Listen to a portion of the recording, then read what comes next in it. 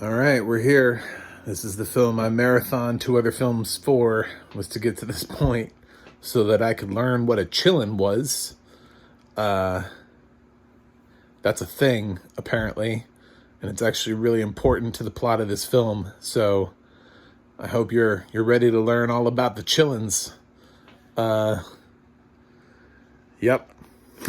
I'm Mac from MacTheMovieGuy.com, and this is my review of Fantastic Beasts: The Secrets of Dumbledore. I'm a blind film critic, so welcome. Don't run away. I already know where you are. I've already found you. You're trapped. I used a wizarding world spell on you. It was not very convincing, but I don't know. Stick with me on this review and let's see where we go with this. So Dumbledore, interestingly enough, I went into this film thinking that Warner Brothers was still going on with their plan of 5 films. They've always said Fantastic Beasts was a 5-film franchise. And even after 2 didn't do as well as 1, they were like, no, we're doing 5. We're doing 5 films. This is it. You know, J.K. Rowling, and this is always planned as a 5-film thing. After the ending of this, I really question why they would need to do more. This has such a great ending to it that I don't know. I would just leave it alone. I feel like you're going to mess it up. I feel like if they come back for a 4, if for some ungodly reason, even though this movie couldn't even make 100 million at the domestic box office, with as many people that like Harry Potter, this film didn't even cross the 100 million mark. Seriously, like that's how low, Sonic the Hedgehog 2 made more than twice what this film made. So that's where we're at in life, is that Sonic the Hedgehog is now more popular than Harry Potter. Yeah, I think this is probably the final film in the franchise. I think maybe somewhere along the way they got the note and they just wrapped it up, or they left it with some sort of ending that could be the final ending. You know what I'm saying? Like sometimes there's like a TV show and they think they might get canceled, so they leave it with an ending that maybe won't have to be a series finale if they want to come back. But they end up it ends up kind of tying everything up if it needs to. That's what this is, basically. I think David Yates was like, I don't know if we're coming back. Let's throw it in. Having kitchen sinks going in the finale, we're throwing it in there. So what's up with this film? There's a lot to talk about. I'll try to avoid spoilers because, I don't know. But so I like the first one because it stuck to the Fantastic Beasts and where to find them. You know, like Newt was trying to do this book and it was getting really into the Fantastic Beasts, and they were like a huge part of the film. And then in the second one, it sort of became more about Grindelwald and his plan, and the beasts sort of, like, they were there, but they weren't really like a huge part of the film. Well, this one found a way to marry those two concepts. So the Fantastic Beasts end up becoming much more prominent, even though Newt is very much still in this anti-Grindelwald fight. The Fantastic Beasts are very much more featured in this film, and they actually matter. They're not just there for the sake of being there. Some of them are quite relevant to the plot and help out in several situations. They become things that somebody has to face and get past, or they need it in order to advance the plot. They don't just exist. So that was really nice to see, was sort of how they figured out how to merge. Decidedly, I would say Mads Mikkelsen has less screen time as Grindelwald in this than Johnny Depp did in the last film. At least it feels that way. It feels like he's less present. They do this thing with Dumbledore and Grindelwald that I think everybody's aware of, but they're not allowed to. It's in the trailer where they talk about how Dumbledore can't move on Grindelwald. There's this bond thing that they have that they made a long time ago. So they can't actually attack each other, which is why Dumbledore has to use other people to do his fighting for him. Although Jude Law is in a decent amount of the film. This is mostly Eddie Redmayne, obviously. And then it sort of peters down from there. Jacob is in a lot of this. Dan Fogler's back in a big way, in a big and interesting way. And is very utilized and is great and has some great moments and some great scenes. And I was so afraid for him. I had mentioned that in my last two reviews. I was like, if they kill Jacob off in this movie, I swear to God. So I spent the whole movie being afraid for him. And Queenie, with her questionable life choices, and how all that plays out, I thought that was really well done. The one thing that struck me as very odd was that I don't know what happened. Did Catherine Waterston get struck by a car and she was like, I'm sorry, I can't do this film. I'll do this one scene. Because Tina just pieces out, and then they reference her. They're like, oh, she got promoted at her job back in America, so she can't be here right now. And what? Wait a minute. What? Grindelwald is an existential crisis. What do you mean she got promoted back in America? So she just can't. She's giving up. You were exploring this love story with her and Newt, and now she's just gone? What?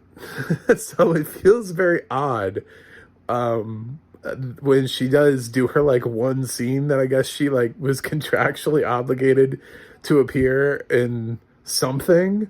And of course, her and Newt still have chemistry. I'm like, you guys have done nothing together the whole movie. How do you still have chemistry with her? What? This relationship has not been given the opportunity to build. I thought that was one of the weakest things about this. I didn't understand. I don't know what it is. But I would have, if she didn't want to come back, just recast her and be like, oh, we put a spell on Tina, so she looks like we've got Mads Mikkelsen is replacing Johnny Depp. So why don't you just come up with a reason why Tina looks like somebody else and have her in the film? It was such a bizarre choice to sideline her character. It was just wait a minute, what? She's basically the second largest character in the franchise, and she's just not here? Cool. Okay, then. But meanwhile, we're going to get an increase in the amount of other random new characters that we're going to have to follow around. Some of them were mentioned in the Harry Potter franchise. Dumbledore's family expands. I guess I'll just use that as an example without spoiling anything. So if you remember his backstory, you can see where that's going. Yeah, we see a lot of familiar faces. Ezra Miller is still in this, and they find a way to make him more important than he was in the last film. Sort of. I don't know. I guess technically he's more important and more relevant to the story than he was in the last film. The second film, he was more of an object. In this film, he has more of an actual character structure. So, but yeah, I mean, this film was, again, it's the core characters that carried the film for me. It was, Newt and Jacob and Queenie was what I needed and what I wanted to see. And every time that they kept trying to throw Harry Potter lore in there, I just felt I felt like they were overdoing it. And I felt like this whole film, I ended up kind of hating it a little bit when they did it, because it felt I was like, I get it. I get that you won't let this franchise be its own thing. So you're trying to rope in and make it a prequel to Harry Potter. I'm sure if we do get a 4 and 5, we'll get all of the other characters. It will abandon Grindelwald and some other. Tina will probably, probably never hear from Tina again. And then we'll just fill it with a ton of characters that that came from, we'll see everybody from Severus to, you know, I don't know, James and Lily, and just I'm sure they'll all show up. They'll just be them when they were like little kids at Hogwarts. Um, but it's a bit much. Like there's a point where they get to see Hogwarts and immediately that Harry Potter music plays, the da da da da da da da da da da da da da da da. I was like, oh my god. I get it. I get it, James Newton Howard. Calm down. Calm yourself, child. The amount of nostalgia that they were trying to like pull out of people was a little heavy-handed at times, but there's a lot to like here. There's some stuff to hate, but there's a lot to like here. I think this film has been a little bit bashed too much, but I think maybe this is based on how much you guys like Jacob as a character, and whether or not you feel like the story has done his character justice. I feel like all of my reviews have just been like, you guys must think I'm like a huge Dan Fogler fan. I mean, he's all right, but just his character is great. It's the only character that's written so well, consistently well throughout the whole franchise. He actually has this like beautiful character arc through 3 films. It's amazing. And it's sandwiched between Newt and Queenie on either side, helping him through his character arc, and that is the heart of the film, and that's what I really enjoyed. The Grindelwald stuff was just kind of like, I guess, cool, and Dumbledore was, I was like, okay, cool. I mean, I can't really see Jude Law turning into Dumbledore, but all right, if that's what you want. The audio description here is absolutely necessary, just for the sheer fact that this is Jedediah Barton. I didn't even need the at the end. I recognize this dude's voice. I heard him come in, and I was like, "Oh my god!" First my reaction was, "Oh my god, it's another different narrator." This franchise cannot maintain a narrator for the duration of it's only 3 films, and they had 3 completely different narrators. I don't even know who the first 2 were, but because the first film didn't even bother to list anything in the credits, so I just assumed we weren't listing things in the credits. But I didn't need the credits. I was like, "This is Jedediah Barton." That's his voice. I've listened to him enough times. He's one of the voices I actually recognize right away. So,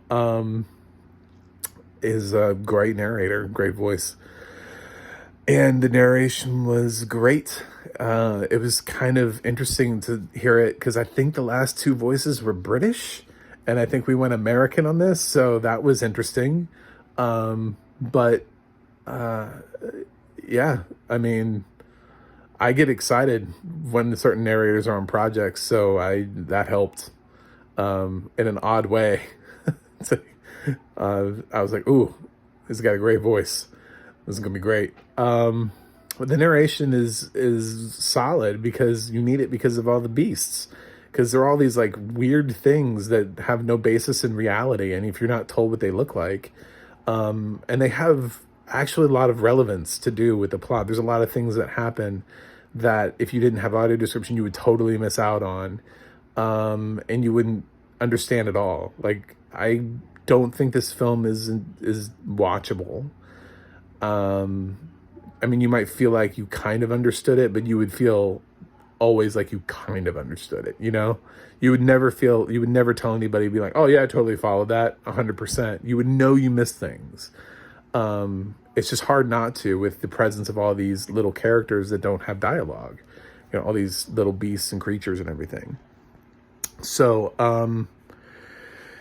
definitely a lot of love and props to the audio description team for this Fantastic Beasts film. Yeah, it does. Yeah, I mean, we know who these characters are. So just, when it tells you so-and-so, well, remember that they've already been in 2 films. So if you don't know who Newt is, then don't start with the third film. I don't know. I don't know what to tell you, but yeah, I liked it. I liked the audio description. The film is okay. The film is maybe slightly better than the second one. But at the same time, it also has things that just really don't work. But the ending pulls it all together, so it's hard because I'm like weighing the pros and cons, and they're just different pros and cons in the second one. So so Tina disappears, but the ending is great. I mean, the ending is really just wraps it up nicely. And I mean, there's so many great moments, so it almost kind of evens out in the end to be about the same as the last film. I still think probably the first film is the best in the franchise, so that makes it a little hard to grade, but I'm just going to keep it the same as the second one. So I'm going to give Fantastic Beasts: The Secrets of Dumbledore a B-. The other day I just gave Grindelwald a B-, so I'm going to give Dumbledore a B-. It's just a different set of problems than the second film. It fixes some of the things the second film had wrong, and then it creates new problems. So I don't know. Some of them are self-inflicted. I really just don't understand the Tina thing. I really want to know why Catherine Waterston just was not available to be actually in the movie for the whole length. I don't even care if that's a spoiler. She's barely in this film. It's so odd. That's such an odd choice. So that's it. That's my review. Help me help my algorithms by commenting. Tell me what you think. Throwing me a like, throwing me a subscribe. You can check out my website. That's macthemovieguy.com.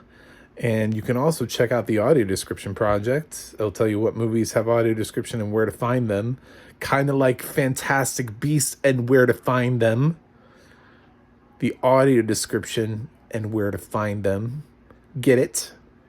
I got jokes. You got to stay all the way to the end of my really long-ass reviews to get those jokes, though. And also the adna.org, which is the adna.org. You want to check that out. If you like a narrator like Jedediah Barton and you want to know what else they've narrated, or you're like, ooh, I feel like I've heard that voice before, but what else could it have been on? And you can look it up, and it's kind of like an IMDb. It's a sort of like a self-created IMDb that they're trying to make happen over there, but it's got a decent list of his credits, so you can be like, ooh, that's why I know his voice, because I've watched that. Oh, and I've watched that. Oh, and I watched that. And you'll understand why the voice is familiar. So that's it. And I think that's the final Fantastic Beasts film. So I don't think I would say see you at the next Fantastic Beasts film, but if we make a fourth one, I don't even know what it'd be about at this point. So Expelliarmus.